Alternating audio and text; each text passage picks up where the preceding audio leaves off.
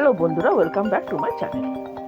বুদ্ধ পূর্ণিমা বা বৈশাখী পূর্ণিমা হলো বৌদ্ধ ধর্মাবলম্বীদের পবিত্রতম উৎসব। এই পূর্ণোৎসবে বৈশাখ মাসের পূর্ণিমা তিথিতে উদযাপিত হয়। বৈশাখী পূর্ণিমার দিনটি বুদ্ধের ত্রিস্মৃতি বিজড়িত। আজকে আমি তোমাদের কাছে শেয়ার করব 2024 সালের বুদ্ধ পূর্ণিমা কখন পড়েছে, অর্থাৎ বুদ্ধ পূর্ণিমার তিথি কখন থেকে শুরু হবে, তার সাথে বুদ্ধ পূর্ণিমা কেন পালিত হয় এবং তারপরে সব শেষে আমি বুদ্ধদেবের কিছু বাণী শেয়ার করব। ভিডিওটি যদি তোমাদের ভালো লেগে থাকে তাহলে ভিডিওটিকে অবশ্যই লাইক করে শেয়ার করো এবং আমার চ্যানেলটিকে সাবস্ক্রাইব করে রেখো, যাতে সমস্ত ভিডিও নোটিফিকেশন তোমরা অবশ্যই পাও। তো চলো দেরি না করে শুরু করি। প্রথমে আমরা জেনে নিই যে কেন এই দিনে বুদ্ধ পূর্ণিমা পালিত হয় বা বৈশাখ মাসের পূর্ণিমাকে কেন বুদ্ধ পূর্ণিমা বলা হয়। এই দিনে বুদ্ধ পূর্ণিমা পালনের পেছনে একটি দুটি নয়, মোট তিনটি কারণ রয়েছে। গৌতম বুদ্ধের জন্ম হয়েছিল এই তিথিতে। শুধু গৌতম বুদ্ধের জন্মের জন্য দিনটি বিশেষ নয়, একই দিনে তিনি বোধি বা সিদ্ধি লাভ ও মহাপরিনির্বাণ লাভ করেছিলেন। তিন স্মৃতি বিজড়িত এই দিনটি বৌদ্ধ ও হিন্দুদের কাছে সমান গুরুত্বপূর্ণ, কারণ হিন্দু ধর্ম অনুসারে শ্রী বিষ্ণুর নবম অবতার হিসেবে গণ্য করা হয় গৌতম বুদ্ধকে। 2024 সালের বুদ্ধ পূর্ণিমা পড়েছে 22শে মে সন্ধ্যে 6:48 শুরু হবে। পরদিন 23শে মে সন্ধ্যে 7:23 পর্যন্ত এই বুদ্ধ পূর্ণিমার পূর্ণ তিথি থাকবে। বৌদ্ধ ধর্মের প্রবর্তক গৌতম বুদ্ধ মানব সভ্যতার একজন ত্রাতা হিসাবে আবির্ভূত হয়েছিলেন। মানব জীবনের দুঃখ, কষ্ট, যন্ত্রণা থেকে মুক্তির উপায় হিসেবে তিনি কিছু জীবনের পথ নির্দেশিকা দেন তার অনুগামীদের।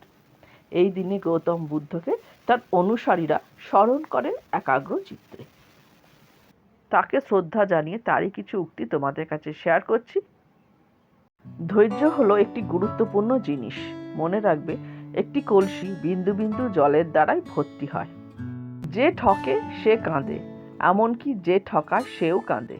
পার্থক্য শুধু দুদিন আগে আর দুদিন পরে। আপনার শত্রুর চেয়ে আপনার খারাপ চিন্তাগুলি আপনার সবচেয়ে বেশি ক্ষতি করছে। তুমি যদি সত্যিই নিজেকে ভালোবাসো তাহলে তুমি কখনো অন্যকে আঘাত দিতে পারবে না। প্রত্যেকটা দিনের গুরুত্বকে বুঝুন। প্রত্যেক দিন একটা নতুন ব্যক্তির জন্ম একটা নতুন উদ্দেশ্যকে পূরণ করার জন্য হয়ে থাকে। পরমাত্মা প্রত্যেককে একই রকম করেছেন, পার্থক্য তো শুধু আমাদের মস্তিষ্কের ভিতরে। তোমাকে তোমার রাগের জন্য শাস্তি দেওয়া হবে না, বরং তুমি তোমার রাগের দ্বারাই শাস্তি পাবে। করুণাই বিশ্বের সর্বশ্রেষ্ঠ শক্তি।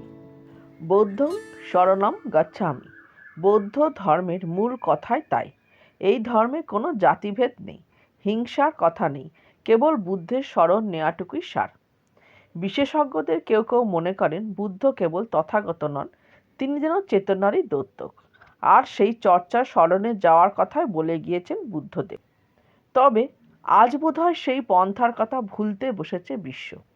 অন্তত চারিদিকে যেভাবে হিংসার উন্মত্ততা, সেদিকে তাকালে তেমনটাই মনে হয়। এই বুদ্ধ পূর্ণিমার সেই শুভ বুদ্ধিটুকু ফিরুক দুনিয়ায়। এর বেশি আর কি বা চাওয়ার থাকতে পারে। তাই বুদ্ধদেবের বাণী স্মরণ করে বলতে হয় যে বুদ্ধং শরণং গচ্ছামি, ধম্মং শরণং গচ্ছামি, সংঘং শরণং গচ্ছামি। ভগবান বুদ্ধের শুভ আবির্ভাব দিবসে এই মন্ত্রটি হোক আমাদের জীবন চলার পথে। সবাইকে জানাই শুভ বুদ্ধ পূর্ণিমা।